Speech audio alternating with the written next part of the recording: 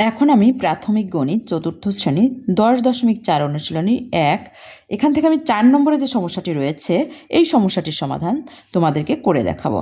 শম্পা সকালের নাস্তায় 340 মিলি অর্থাৎ মিলিলিটার, দুপুরের খাবারের সাথে 380 মিলি লিটার এবং রাতের খাবারের সাথে 300 মিলি অর্থাৎ 300 মিলিলিটার পানি পান করেছে। সে মোট কতটুকু পানি পান করেছে? তাহলে এটা কিন্তু যোগ করলেই আমাদের বের হয়ে যাবে মোট কতটুকু পানি কত মিলিলিটার পানি পান করেছে। এটা হলো মিলিতে প্রকাশ করতে হবে, ডেলি অর্থাৎ ডেসিলিটারে প্রকাশ করতে হবে, আর লি অর্থাৎ লিটারে প্রকাশ করতে হবে। তাহলে আমরা যদি এই তিনটাকে যোগ করে দিয়েছি, এখানে আমি প্রথমে মিলিলিটার বের করেছি, যেহেতু এখানে আমাদেরকে প্রথমে মিলিলিটারে প্রকাশ করতে বলেছে।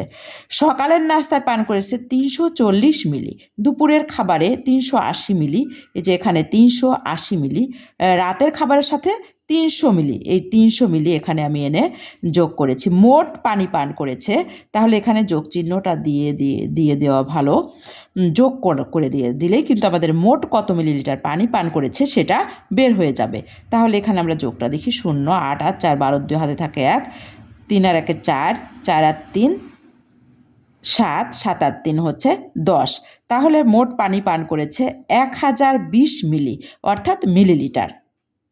অতএব শম্পা মোট 1020 মিলিলিটার পানি পান করেছে। তাহলে আমরা মিলিলিটারটা পেয়ে গেছি। এবারে আমরা ডেসিলিটারে প্রকাশ করব। তাহলে আমরা জানি 1 মিলিলিটার সমান 0.01 ডেসিলিটার, ডেলি অর্থাৎ ডেসিলিটার। তাহলে আমাদের এখানে আমরা পেয়েছি হচ্ছে 1020 মিলিলিটার। তাহলে অতএব 1020 মিলিলিটার সমান 0. গুণ করলে কিন্তু হয়ে যাবে, যেহেতু বেশি হবে সেই কারণে এখানে গুণ করতে হবে। তাহলে 0.01 এর সাথে আমি এই 1020কে ডেসিলিটারকে যদি আমি একবারে এখানে ডেসিলিটার লিখে দিই, তাহলে আর মিলিলিটার লেখার কোনো প্রয়োজন, ব্র্যাকেট দিয়ে ডেসিলিটার লিখে দিয়েছি আমি, অর্থাৎ তাহলে এখানে আর আমার মিলিলিটার লেখার প্রয়োজন নেই, এখানে ডেসিলিটার চলে আসছে।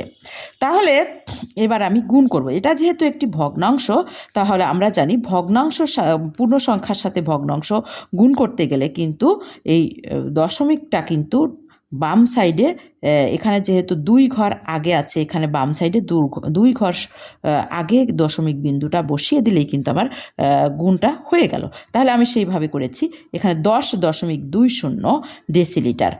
তাহলে এবার দশমিকের পরে যে শূন্যটি আছে, এই ডান সাইডের শুধুমাত্র একটি শূন্যই আমাদের এখানে না দিলেও চলবে, সেজন্য আমি এখানে লিখেছি 10.2 ডেসিলিটার। এই শূন্যটি আমি তুলে দিয়েছি। আশা করি তোমরা এই গুণটি বুঝতে পেরেছ। এবারে আমরা যেহেতু ডেসিলিটার পেয়ে গেছি, এবার আমি লিটারে প্রকাশ করব। তাহলে ডেসিলিটার থেকে আমরা এবারে লিটারে যাব। তাহলে আমরা জানি কি 1 ডেসিলিটার সমান 0.1 লিটার। এটা কিন্তু আমাদের অবশ্যই জেনে রাখতে হবে, না হলে আমাদের এই সমস্যাগুলোর সমাধান করতে গেলে কিন্তু সমস্যা হবে। এই জন্য আমাদের অবশ্যই এই কত ডেসিলিটার সমান 1 লিটার, কত মিলিলিটার সমান 1 ডেসিলিটার, এগুলো আমাদেরকে কিন্তু অবশ্যই ধারণা রাখতে হবে। আশা করি তোমরা এটি জানো, যেহেতু এই চতুর্থ শ্রেণীর এই সমস্যাগুলো করতে গেলে আমাদের আগেই এইগুলো সম্পর্কে ধারণা দেওয়া আছে। তাহলে এবারে আমরা 1 ডেসিলিটার সমান 0.1 লিটার আমরা জানি। অতএব 10.2 ডেসিলিটার সমান, যেহেতু বেশি হবে, 10.2 অনেক বেশি সংখ্যা, এই জন্যে আমাদেরকে 0.1 গুণ 10.2, এটা আমি ব্র্যাকেটের মধ্যে রেখে আমি লিটার লিখে দিয়েছি ডান পাশে একবারে।